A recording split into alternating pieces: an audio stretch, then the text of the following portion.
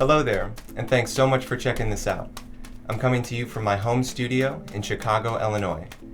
My name is Chris DeCause from Learning to Learn, and in this video, I'm going to show you how to build your way up to juggling a 3-ball cascade. Juggling is bunches of fun. It sharpens your reflexes, improves your circulation, fully engages your brain and your imagination, and fosters a closer relationship with the learning process. For this tutorial, you'll need any 3 balls. Now, juggling balls are great, but any ball that fits in your hand and isn't dangerously heavy will do. Baseballs, tennis balls, limes, you get the idea. Juggling. Everybody wants to do it, but not everybody seems to have the patience for it. Juggling is a famously frustrating activity, but I believe this happens for 2 simple reasons. The first is from trying to rush the process of learning to juggle. When you go slow and set small goals, you will learn to juggle faster. The second is from focusing too much on learning one particular pattern. Through learning a variety of patterns, you will increase your juggling skill faster. So, I've created a progression of exercises that increase your skill and comfort juggling by degree and build to a 3-ball cascade. Now, you may not need to stop and learn every step depending on your prior experience, but I wanted to make the process accessible to people of any skill level. Now, that being said, follow along as we begin at step 1 with 1-ball exercises. Now, I recommend doing all of these exercises standing up, but if you need to, you can totally do them sitting down. However, the reduced freedom of movement will make the exercises a bit more difficult. Okay, there's 2 exercises with 1 ball that I want you to master that will be extremely helpful moving forward. The first is a toss and a catch in the same hand, like so. We want the toss to go straight up and down, not in front or behind us, straight up and down. Now, to increase your skill with this, adjust the height of the throw. Make a really low throw, a medium-sized throw, or a high throw. This concept of adjusting the height of the throw to increase your skill is something that will be applied to every pattern that I show. The second exercise is a toss from one hand and a catch in the other, like so, which creates an arc as it moves through the air. Now I want you to go from right to left and left to right and go back and forth. Just like with the first pattern, adjust the height. Make a really small throw. Increase the size. Make it bigger and see how far you can go and still make an accurate throw and an accurate catch. And that's it. Now, definitely take the time with those 1-ball exercises and get very comfortable with them. They're crucial to every toss juggling pattern that you will explore. But let's go ahead and move on to step 2 with some 2-ball exercises. Number 1, we'll take 1 ball in each hand. We're going to throw them both up at the same time and catch them in the same hand. We want to throw them straight up and down, and we want to do our best to match their heights. To increase your skill, change the height. Do low throws, medium throws, and some high throws. Number 2, we're going to throw 1 ball up and catch it in the same hand. As soon as we catch it, we will throw the other ball up and catch it in the same hand. And as soon as we catch that one, we'll throw the other ball up and catch it in the same hand. And we'll go back and forth, once again trying your best to match the heights. To increase your skill, change the height of the balls. Low throws, medium throws, and try some high ones.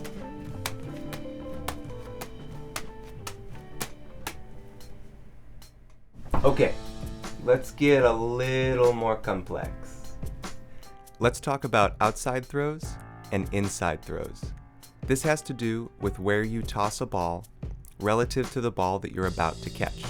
Okay, the area that's created in between your arms when they're outstretched is your arm's negative space. An outside throw is such that the ball you're about to catch is inside your arm's negative space. An inside throw is such that the ball you're about to catch is outside your arm's negative space. There are two very important exercises using outside and inside throws. Number 1, toss one ball to the opposite hand. Throw an inside throw with the second ball to the other hand.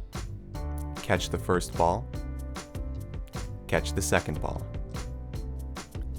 Do this left to right and right to left.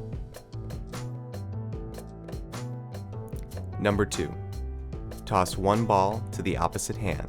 Throw an outside throw with the second ball to the other hand.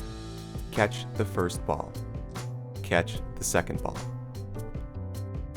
Do this left to right and right to left. Now, do the last two patterns again, but alternate between throwing left, right, and right, left continuously.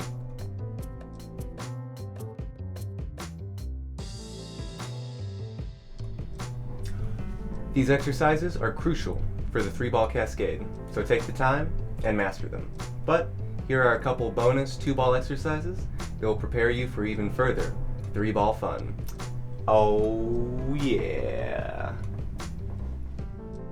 Toss one ball to the opposite hand. Toss the other ball outside and straight up, and then catch the first ball. Throw the first ball back to the original hand and catch the second ball. Do this on both sides and adjust the height.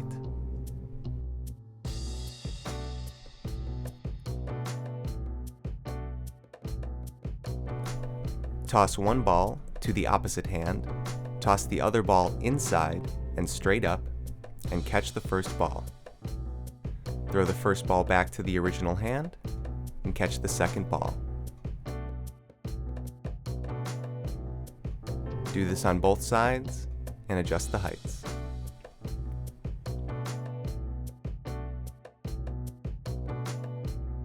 Toss both balls to the opposite hand and then catch both balls. One ball has to be thrown under the other so that they do not hit.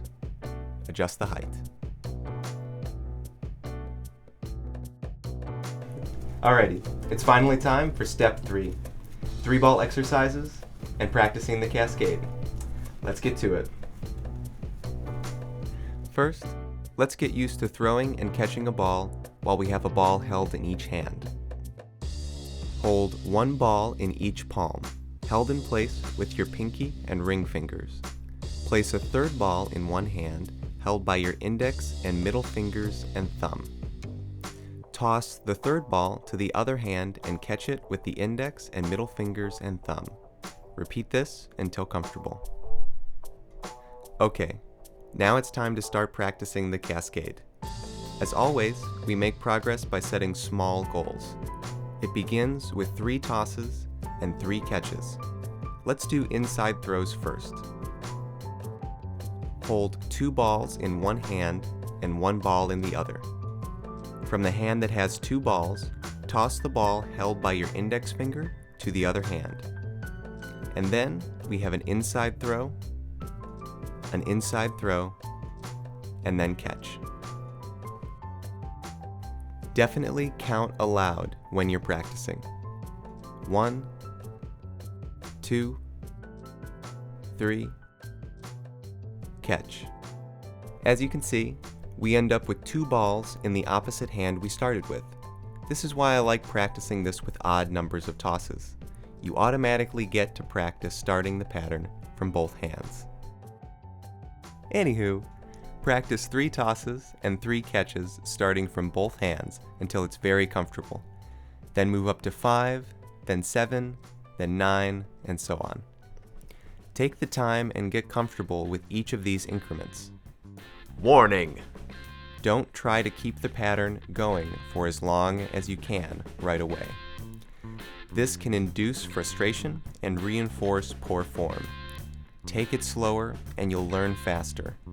Eventually, you'll become so comfortable that you will not need to count. Then, you'll be able to use the Cascade as a comfortable pattern to start at and return to when trying more complicated juggling patterns. Here are some common issues. 1. Frustration from dropping the balls. If you find your temper mounting as you drop, chase, and bend to pick up balls, here are a couple things to try. Make an investment in bean bags, or juggling bags, or hacky sacks, or hard plastic balls that are partially filled with sand or other sand-like materials that are otherwise known as Russian balls. These options won't roll as well across the ground, so there is less of a chance that you will have to chase your balls all over the place when you drop them. Also, you can try practicing over a raised surface, like a table or bed, so that when you drop, you don't have to bend very far to reach them. And my personal favorite, you could use a drop as an opportunity to pick up the ball with your feet. 2. Throwing the balls too far away from yourself. You want to try to keep the balls in an area that you can comfortably reach with your arms. A common problem when starting to practice the 3-ball Cascade is throwing the balls too far in front of yourself, putting them out of reach. One thing that can help is to practice right in front of a wall, so that it is not physically possible to throw the balls too far in front of yourself. But more importantly, take a break from the Cascade and go back and drill the previous exercises. The more comfortable you are with the steps leading up to the Cascade, the easier the Cascade will be. Lastly, here are some general juggling tips. 1. Stretch lightly and warm up before practice. 2. Try and keep a good posture and keep your eyes focused on the ball that's in the air. 3. If you become frustrated, take a moment, take a breath, and recenter your focus. This is discipline. 4.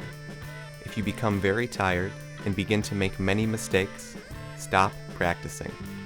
Practicing when you're tired and not paying attention can reinforce bad habits. Go ahead and set it down and return to it later. And 5. Give yourself positive feedback when you're successful. Say yes or correct out loud. Let your brain know that you did what you wanted to do. I wanted to thank my good friend from Planet Lovemore Designs for designing my awesome t-shirt. I love it a whole bunch, and you should totally go check out his online store at planetlovemore.com, which will be in the description below. He's helping us remember to love more every day with these adorable designs that you can get on t-shirts, hoodies, coffee mugs, shower curtains, almost anything you want. Definitely check it out. Thank you. Well, that's all for now. Thank you so much for your time, and enjoy the juggles. If you enjoyed the video and want to help me spread the joy of learning and movement, please subscribe, like, and leave a comment below. Thanks again, stay focused, and keep moving. Bye-bye.